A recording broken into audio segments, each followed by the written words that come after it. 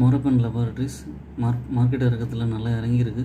78.5% ருபீஸில் இருக்குது. Return on equity 12%. ஸ்டாக்கோட பி 36.5. இது கன்சிஸ்டண்ட்டாக ஏற்றம் கொடுத்து ஒரு 96 ரூபா பக்கம் போயிட்டு நல்லா கரெக்ஷன் கொடுத்துருக்கு.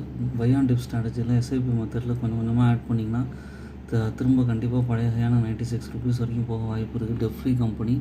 அப்புறம் குவார்ட்டர்லி ரிசல்ட்ஸ் 384 க்ரோஸ்லேருந்து 455 க்ரோஸ் வரைக்கும் போயிருக்கு. ஆப்ரேட்டிங் ப்ராஃபிட்டும் நல்லா இருக்குது.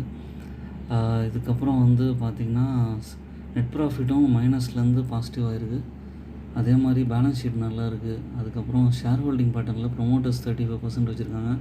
பப்ளிக் கிட்ட 53% இருக்குது. எஃப்ஐஎஸ் 7% வச்சுருக்காங்க. டிஏஎஸும் வாங்கியிருக்காங்க.